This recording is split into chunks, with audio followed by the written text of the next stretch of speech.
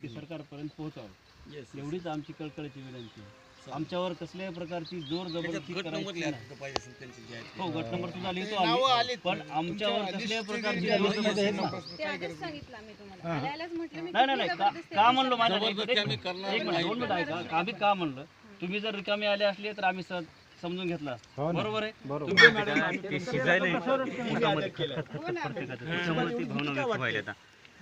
आम्ही बघा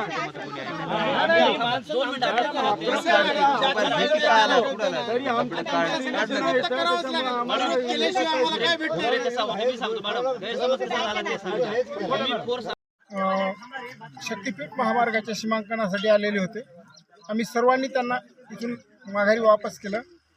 तसेच त्यांना निवेदनही देण्यात आलं की कुठल्याही प्रकारचा शक्तीपीठ महामार्ग इथून होऊ देणार नाही, ही आमची तयारी आहे. नाव सांगा, गाव सांगा की. आज या ठिकाणी हा सर्व समुदाय जमलेला आहे. हा स्वतःची जमीन आणि स्वतःचा हक्क मागण्यासाठी जमलेला आहे. शासन किती दिवस झालं आमची कसल्याही प्रकारे शेतकऱ्याची बाजू काय ऐकून घेणार तयार नाही. फक्त आम्हाला कोरडे आश्वासन देते की आम्ही शेतकऱ्याला विचारात घेणार. तर कुठल्या शेतकऱ्याला विचारात घेतलं त्याने पोलीस फोर्स लावून आमच्या शेतामध्ये आज सीमांकन करण्यासाठी आलेले आहेत.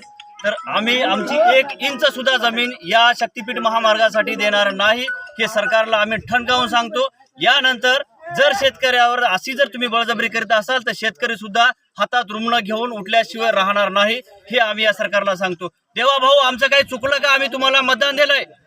आम्ही तुम्हाला एका खूप चांगला मुख्यमंत्री निवडलेला आहे. आणि जर तुम्हाला आम्ही जर निवडत असाल, तुम्ही आमच्या असं मानगुटावर का बसता?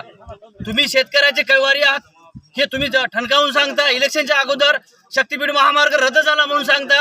फक्त त्या एका गोष्टीच्या आम्ही तुमच्या लालूच पडलो आणि लालूच पडल्यानंतर आम्ही तुम्हाला निवडून दिलं. त्याचं आम्हाला हे फळ आहे का?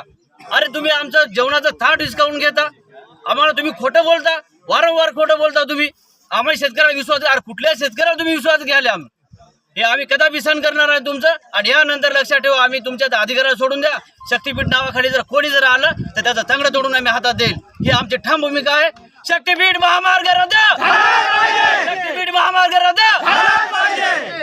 आज नांदेड जिल्हा येथे अर्धापूर तालुक्यामध्ये भोगाव येथे सीमांकन करण्यासाठी अधिकारी आलेले होते. त्यांना भोगाव गावकरी वासिया आणि नांदेड जिल्हा व हिंगोली जिल्हा ह्या दोन्ही जिल्ह्यातल्या शेतकरी सगळे इथं जमून ह्या लोकांना वापस वाट लावून दिलेलं आहे. आणि सरकारला एकच विनंती आहे, वारंवार सांगून सुद्धा शक्तीपीठ महामार्ग करण्याचा उद्देश कोणासाठी आहे? आमच्या शेतकऱ्याचा एक सुद्धा फायदा नसताना सुद्धा हा शक्तीपीठ महामार्ग कशासाठी करतात? आणि कसल्याही प्रकारे सरकारने कितीही बळजबरी केली तरी शक्तीपीठ महामार्ग नांदेड आणि हिंगोली जिल्ह्यामधून आम्ही सर्व शेतकरी मिळून हाणून पाडून त्यांना इथून कसंही कदापि रस्ता होऊ देणार नाही. आणि पिनाजी माधवराव राहणार कामटा बुद्रुक शिवार माझी भोगामध्ये इथं जमीन आहे. आणि त्या जमिनीच्या मोजणीसाठी सीमांकनासाठी इथे काही कर्मचारी अधिकारी आलेले होते. आम्ही सर्व शेतकरी या ठिकाणी भोगावचे जमलो आहोत आणि त्यांना समजून सांगितलं. आम्ही मागाई त्यांनी असंच सीमांकन करण्यासाठी आले होते. शेतकऱ्यांनी त्यांना विनंती करून सांगितले की बाबा आमच्याशीच एक तुम्ही संवाद साधा, संवाद साधून तुम्हाला काय करायचे ते नंतर ठरवूत आम्ही.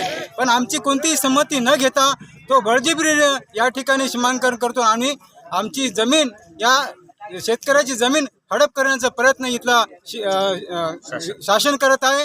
म्हणून या शासनाला आमची विनंती आहे की आज अल्पसंख्याक शेतकरी आहेत, अल्पभूधारक शेतकरी आहेत, त्यांच्याकडे जास्त जमीन नाही आणि ती जर जमीन त्यांच्या हातून गेली तर मग त्यांना करायचं काय?